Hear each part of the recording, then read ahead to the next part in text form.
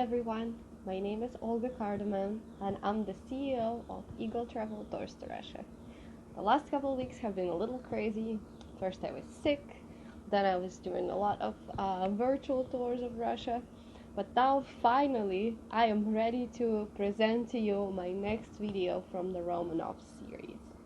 And today's video is about probably the most famous member of the Romanov family, and certainly lots of people's favorite one, the Empress Catherine the Great.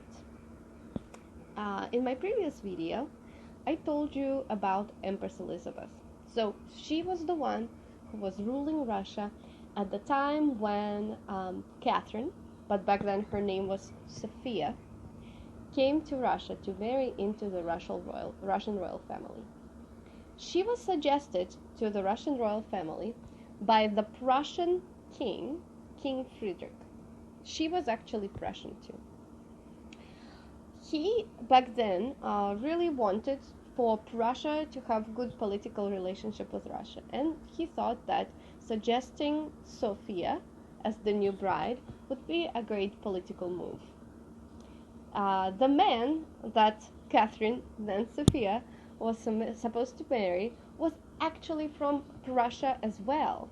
He was the nephew of Empress Elizabeth. His name at that point was Peter, and he lived in Prussia before Elizabeth became the Russian empress, and she actually only summoned him from Prussia and converted him into the Orthodox faith when she got the throne. So since then, he was living in Russia. However, historians believed that even then he was not really a fan of Russia. He was still dreaming of going back to Prussia. He was a huge fan of the Prussian king. And even though he was a really well-educated man and a talented musician, he could play the violin, he was considered quite strange. For example, he didn't like the Orthodox faith to the point that in church during the service he would make strange faces and stick out his tongue at people. Another thing that he liked to do is, because he was a big fan of the Prussian king and the military, he had his own military of mock soldiers. It was kind of like a mock army.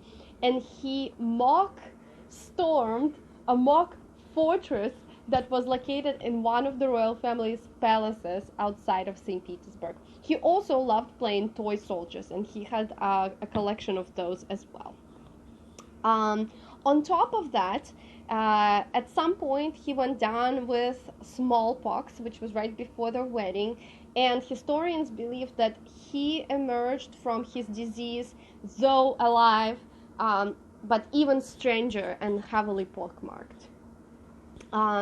Here is how their first wedding night described in my favorite book about the Romanovs.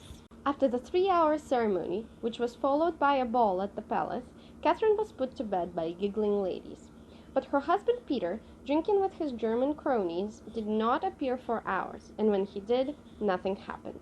The marriage would end in murder, but even in its first hours, it precipitated a deadly showdown. According to Catherine's memoirs, it took them 5 years to consummate the marriage.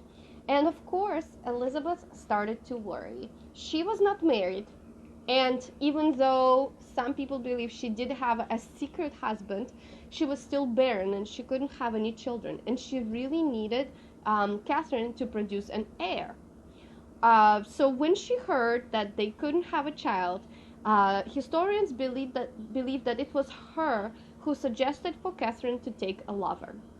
And they found a beautiful man whose name was Sergei Saltykov, and he was Catherine's chamberlain. Very soon, Catherine was pregnant and gave birth to her son Paul, who was the future emperor of Russia. Unfortunately, as soon as Paul was born, he was swept away from his mother by Elizabeth, who believed that she would do a better job raising him to be the perfect emperor. As for Catherine's lover, Saltykov, as soon as he did the deed, he was sent away far from St. Petersburg. There are even legends that Empress Elizabeth had a secret will according to which she wanted to adopt Paul and have him be her son, so that after she passed away, he would become the next ruler of Russia. And that way she would skip her nephew Peter. She really grew to hate Peter more and more because of his disrespect of Russia and the Orthodox faith. As for Peter, he grew to hate Catherine more and more. The obvious reason was her adulteries.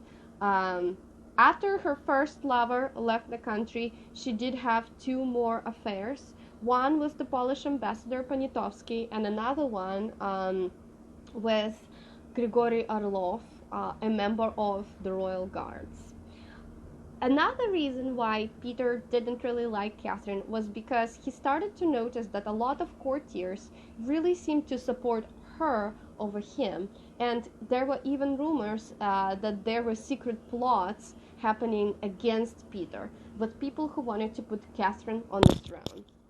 And finally, Peter himself fell in love with another woman, and he actually petitioned for him to divorce Catherine and take this new woman, who was actually Catherine's lady-in-waiting, as his new wife. So Catherine was actually under a lot of risk.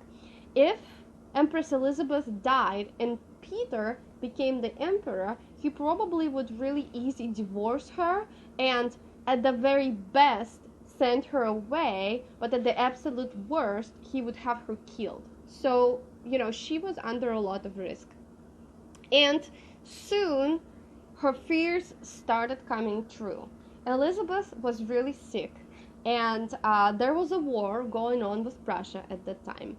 And the thing is, Peter, as you remember, he was a fan of Prussia, and he actually believed that as soon as he got the throne, he would make a peace treaty with Prussia. And that was an idea that was not supported among the guards, the army, and the courtiers. So when Elizabeth died, Peter did inherit the throne. He immediately showed himself as an incompetent ruler. And here I have a description of what Elizabeth's funeral looked like. On January 25th, 1762, the body of Elizabeth, now in her signature gold brocade, was processed through the streets on an 8-horse carriage, followed by Peter and Catherine. Clearly happy, Peter mocked the ceremonial procession by stopping, letting the cortege continue, and then running to catch up, causing chaos behind him, and his courtiers hung on to his train or ended up standing on it. And of course, he did sign a peace treaty with Prussia. Another project that he had was to disband the royal guards, and that of course was the decision that the royal guards didn't really like. If you remember, Grigory Orlov, with whom Catherine at this point had an affair, was part of the royal guards. So the rest happened really, really quickly. One night in June 1762, Peter was arrested in one of the family's summer residences. At the same time, Catherine was awakened by the Orlovs and put in a carriage to go to St. Petersburg to talk to the troops. The amazing thing is when she was getting into the carriage, she was still wrapped in a blanket and she had her nightcap on. So they actually had a hairdresser prepared for her in the carriage who helped her get ready. And as for her clothes, she put on the uniform of one of the regiments of the Royal Army.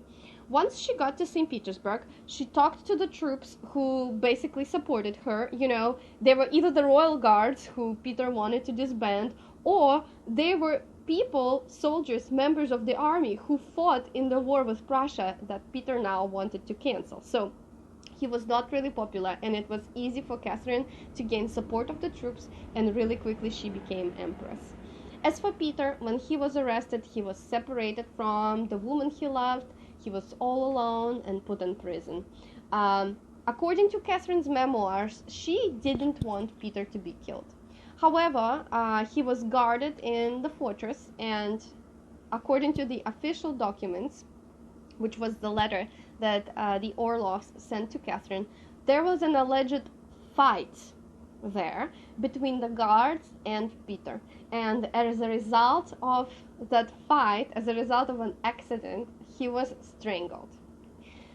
Most people believe that, of course, Catherine arranged that accident to happen. Anyway, even that was not an official version of why Peter died.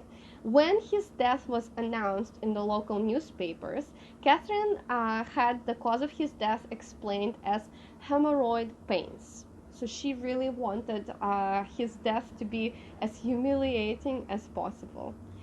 Anyway, now she was the only ruler, and nothing threatened her power.